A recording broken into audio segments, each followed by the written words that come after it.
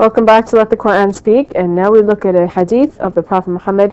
With me today is Brother Shabir Ally from the Islamic Information Center. Brother Shabir, the hadith that we're dealing with, in it God addresses us as the children of Adam, or the sons of Adam, to put it more specifically. And he says various things. Can you tell me maybe what he says in that hadith? Yes, the hadith says, كَذَّبَنِي ابْنُ آدَمَ وَلَمْ يَكُنْ لَهُ ذَلِكَ. The child of Adam has denied me and had no right to do so. وَشَتَمَنِي وَلَمْ يَكُنْ لَهُ ذَلِكَ. And he has insulted me and has no right to do so. And then he continues to say, well, the denying of me is the claim that I will not resurrect the dead. And the insulting of me is the claim that I have had a son, whereas I am the one, the eternal. I beget not, nor am I begotten, and there is none like unto me.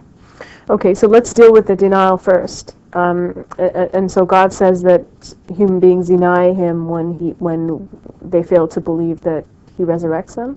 Yes, and of course this is one of the resounding points in the Quran. This goes on again and again, because the people to whom the Quran was first delivered could not conceive of resurrecting after dead, and they thought this was ridiculous. How could the Quran claim that after we die and our bodies crumble to dust and all of that? People still think that. Yeah, of course, people still have that view today. So the Quran continues to insist that this is within the power of God. He created you in the first place, and it's easy for him to recreate you after he has created you in the first place. The recreation should be easier. Mm-hmm. And we can understand this language today because we know today that if we have the DNA for any living creature, that creature based on the DNA can easily be recreated. The hardest thing is to come up with the DNA.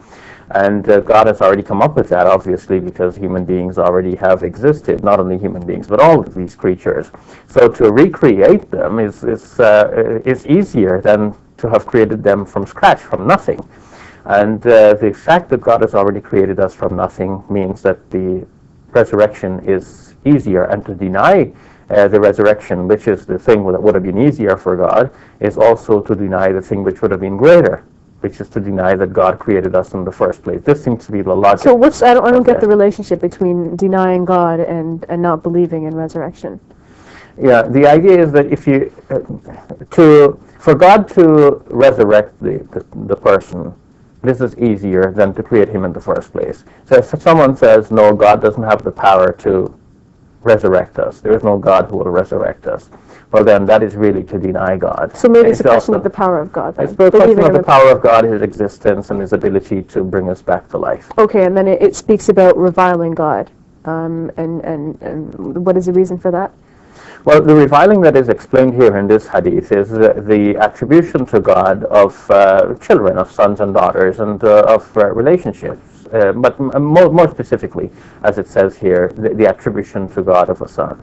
So, does anyone believe that? Does anyone believe that God has a son? Well, in the environment in which the Quran was first preached, beliefs of this sort was very common. And we know from ancient religions that beliefs that God had sons and daughters were quite common. The Quran itself in Surah 6 speaks about the belief of the pagan Arabs at the time of the Prophet Muhammad, peace be upon him, and says, خَرَقُوا لَهُ بَنِينَ وَبَنَاتٍ بِغَيْرِ عِلْمٍ. They attribute to God sons and daughters without any knowledge. In response to all of that, the Quran is saying God is unique. He has none of these kinds of relationships. He's so unique that if he were to have such relationships, that would in fact take away from his uniqueness, from his greatness, from his majesty. So Muslims think that this notion of God not having any sons or daughters is very primitive. That it's not really the way other people think about it. That it's a strange view that the Muslims have about God and his relationship. In particular, some critics have looked at the possibility that the Quran is here and in other places responding to the Christian belief in the sonship of Jesus. And their point about this is that the sonship of Jesus as conceived in Christianity is not a sonship that results from God having physical relations with a woman to produce a child. And that is to be granted. That indeed is a point that the Christian belief does not really represent that. But the Quran is responding more generally, not only to Christian beliefs, but also to pagan beliefs at the time. And there are specific statements that deal with each. So in other words, we have to believe in both, that God can bring people back from the dead, and he can also, he's also one. So unique that he does not have sons and daughters. From the Quranic point of view, as I understand it, not only are the pagan beliefs being denied, but the Quran is also stressing that God is so unique that he does not have sons and daughters in any way. And for people to say we are the children of God would seem innocent enough. And yet the Quran seems to take exception to this kind of terminology.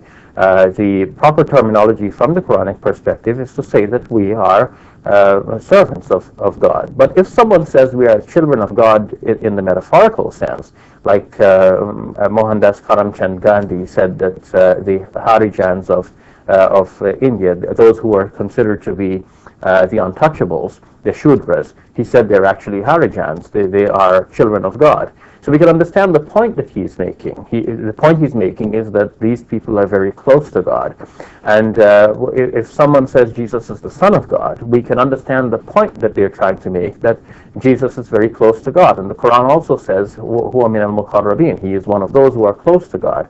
But from the Islamic point of view, from the Quranic point of view, the proper terminology to speak of anyone in relation to God is the terminology of creator-creature.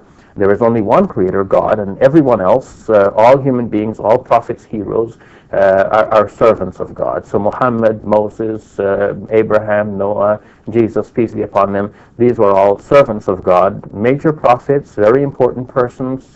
We revere them and we follow their example of faith and courage and moral teaching, and we consider them always to be servants of the one God. Thank you, and we'll leave it at that. We are going to take a break. When we come back, we will look at the question of Abraham's sacrifice and some of the lessons we learn from that experience.